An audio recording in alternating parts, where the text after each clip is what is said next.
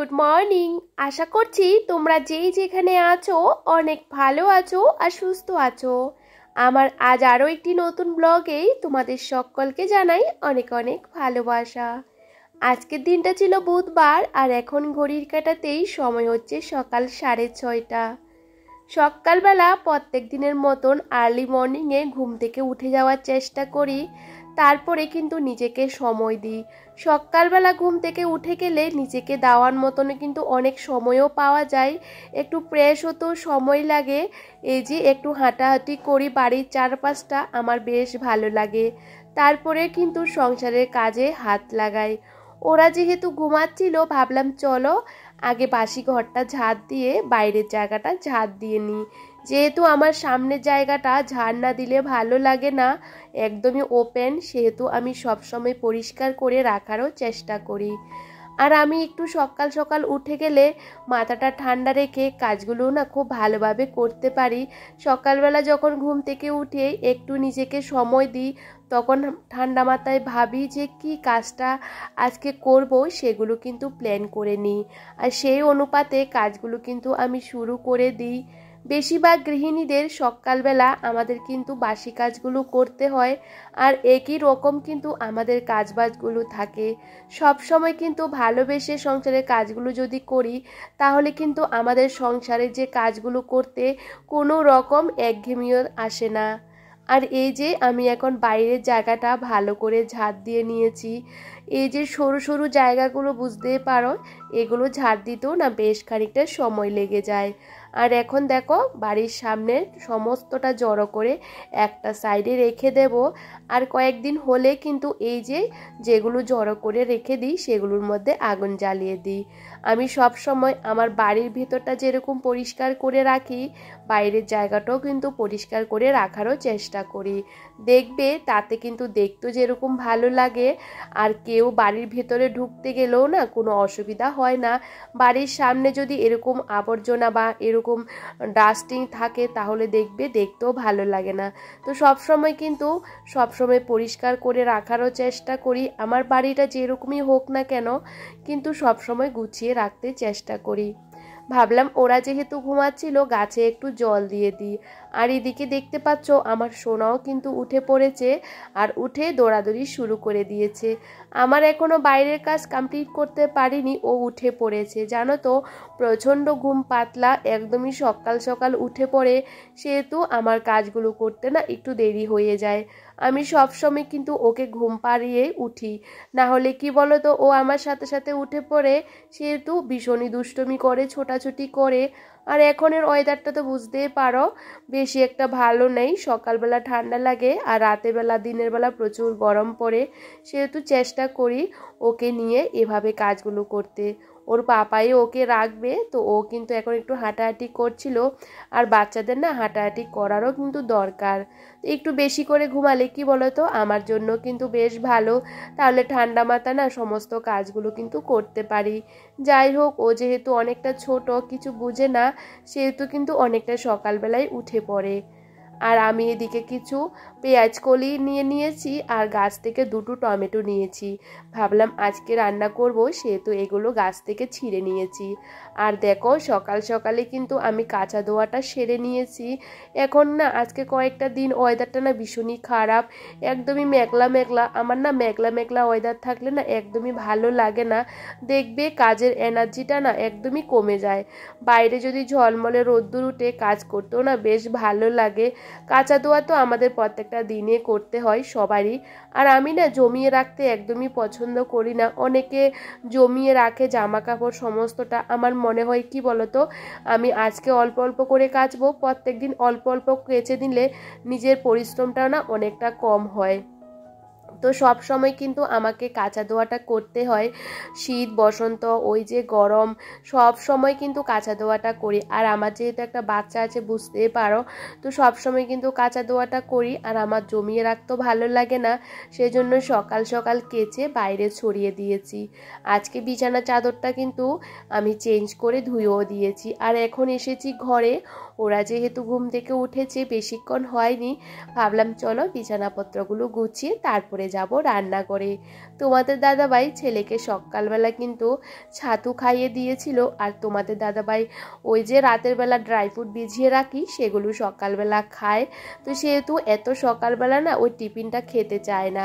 তো আমি তার মধ্যে ভাবলাম চলো আমার ঘরটাকেও গুছিয়ে নিই। ঘর গোছাতে কার না ভালো লাগে। আমি কিন্তু প্রত্যেকটা দিন কিন্তু আমার ঘরগুলোকে গুছিয়ে রাখি। তোমরা কিন্তু দেখবে আমার কিন্তু একার সংসার, আমাকে বলার মতন আমার শ্বশুর শাশুড়ি কেউ থাকে না যেহেতু আমার সাথে। তার মধ্যেও না আমি সবসময় কিন্তু গুছিয়ে রাখতে ভীষণই পছন্দ করি। আমি মনে করি যে আমার নিজের সংসার, আর আমি সবসময় কিন্তু বিয়ের আগেও গুছিয়ে রাখতে ভীষণই পছন্দ করি। আমার মা সবসময় আমাকে বলতো এত গোছাচ্ছিস কেন, প্রচণ্ড গোছানো ছিলাম জানো তো। বাড়িঘরগুলোকে সবসময় পরিষ্কার করে রাখতাম। সেম বিয়ের পরও কিন্তু আমি সমস্ত কিছু কিন্তু গুছিয়ে রাখি। আর এটা মনে করো আমার অভ্যাস। কি বলো তো, আমার তো যেহেতু একার সংসার, কেউ নেই, নিজের মতন করে কাজগুলো করলে করতে পারি, গুছিয়ে রাখলেও পারি, না গুছিয়েও রাখলেও পারি। কিন্তু ওই যে না গুছিয়ে রাখলে ভালো লাগে না। আর আমি কি বলো তো প্রত্যেকটা দিন কিন্তু কাজগুলো করি, আমার ভীষণ ভালো লাগে। আমি মনে করি আমাদের ঘরগুলো গোছাতে বা ডাস্টিংয়ের কাজটা করতে বেশিক্ষণ সময় লাগে না, প্রায় 10 থেকে 15 মিনিট, বেশি গেলে একটু সময় লাগে। তাতে কিন্তু ঘরগুলোকে ভীষণ পরিষ্কার পরিচ্ছন্ন করে রাখাও যায়। আর এই যে আমি ঘরটাকে ভালো করে গুছিয়ে ডাস্টিংয়ের কাজটা কমপ্লিট করে আমি কিন্তু ঘরটাও ভালো করে ঝাড় দিয়ে নিয়েছি। যেহেতু ওরা ঘুম থেকে দেরি করে উঠেছিল, তো বিছানাপত্র ঘরটরগুলো পরিষ্কার করলে ঘরটা না ঝাড় দিলে না ভালো লাগে না। তো সবসময় কিন্তু আমি এভাবেই করি।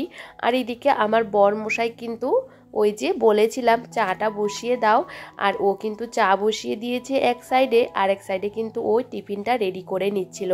তো আজকে ভাবলাম চলো সকালবেলা অন্য কোনো টিফিন বানাবো না, একটু ঝাল মুড়ি বানাবো আর কি, ঝাল মুড়ি। তো সেহেতু আমি কিন্তু রসুন, তারপরে কি বলতো কাঁচা লঙ্কা, কাঁচা পেঁয়াজ ভালো করে ভেজে এটার সাথে একটু নুন আর হলুদ ভালো করে অ্যাড করে সমস্ত মুড়িগুলোকে ভেজে নিয়েছি। একটু চানাচুর বাদামও দেওয়া যেত, আমি দিইনি যেহেতু সকাল সকাল সেহেতু। আর আমি ছেলের জন্য একটু গোলা রুটি করেছিলাম, তো সেহেতু ওকে এটা সস দিয়ে খাইয়ে দিয়েছি। আর এদিকে দেখো আমি কিন্তু তাড়াতাড়ি করে রান্নাও বসিয়ে দিয়েছি। ভাবলাম চলো এভাবে কাজগুলো করি। এখন আমার বরকে কিন্তু কোনো একটা কাজে আমি বললে ও কিন্তু হেল্প করে।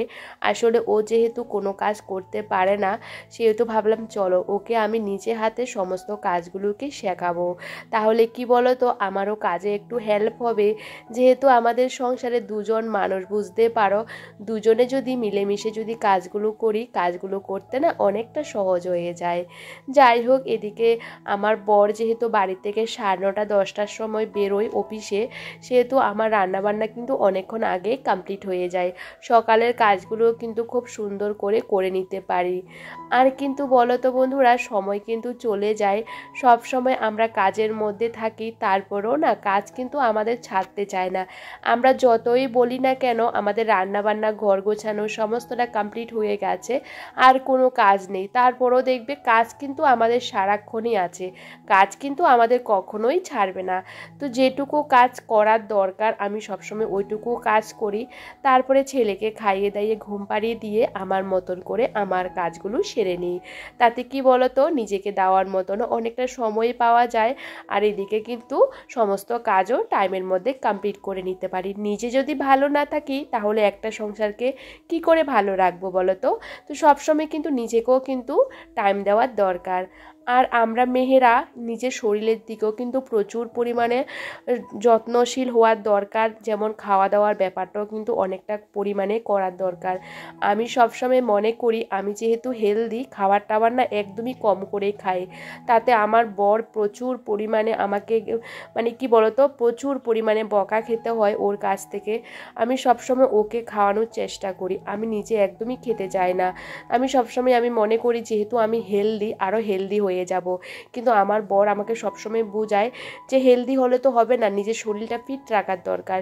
সেজন্য সবসময় কিন্তু ও কিন্তু ঘরের ভিতরে নানা রকমের ফল মূল, নানা রকমের জিনিস কিন্তু রাখে, যেগুলো খেলে শরীরের জন্য অনেকটা ভালো। তো সবসময় কিন্তু ও এটা করে, কিন্তু আমি খেতে একদমই চাই না। তারপরে অনেক সময় ভাবি যে আমাদের মেয়েদের কিন্তু প্রচুর আয়রনের দরকার, আর যে খাবারগুলো খেলে শরীরের জন্য অনেকটা ভালো সে খাবারগুলো কিন্তু আমাদের খেতেই হবে। যাই হোক, এদিকে দেখো আমি এখন ঘর মুছবো, যেহেতু রান্নাবান্নার সমস্ত কাজ আমার কমপ্লিট হয়ে গেছে।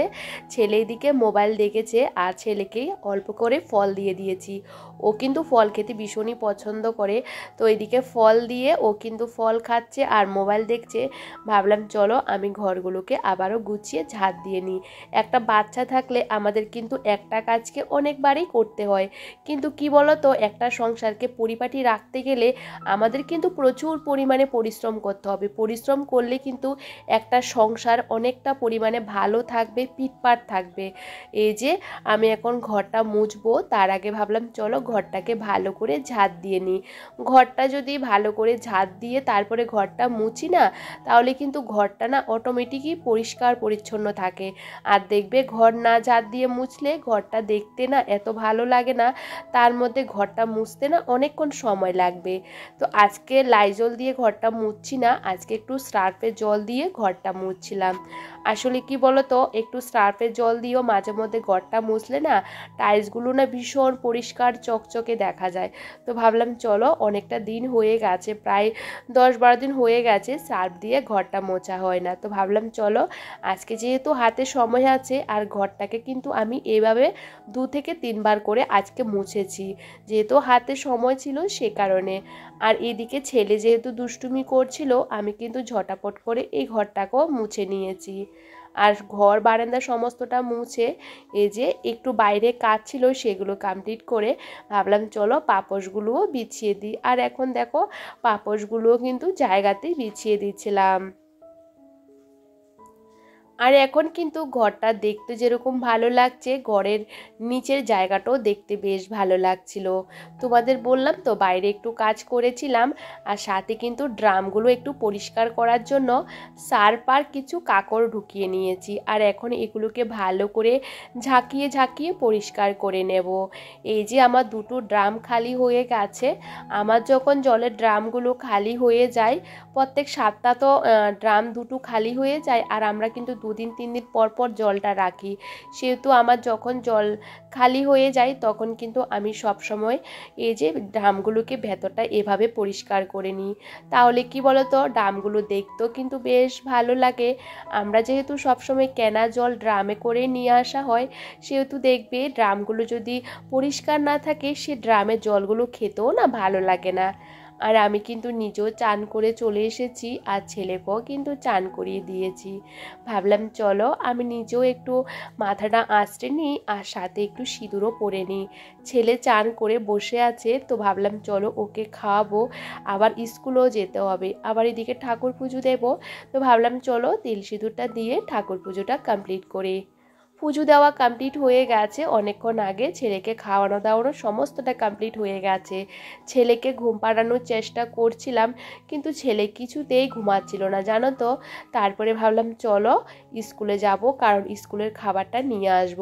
ওকে ঘুম পাড়ানোর অনেকক্ষণ চেষ্টা করলাম, ওকে কিন্তু খাওয়ানো দাওয়ানো আমার কিন্তু 12:30টার মধ্যে কমপ্লিট হয়ে গেছিলো। ও যেহেতু ঘুমাচ্ছিল না, ভাবলাম চলো স্কুল থেকে খাবার নিয়ে আসি। সাথে আজকে ছাতুটাও দিয়েছিল, তো সে ছাতুটাও কিন্তু কৌটোর মধ্যে ঢুকিয়ে নিয়েছি। তবে চলো আজকের ব্লগটা এখানেই শেষ করছি।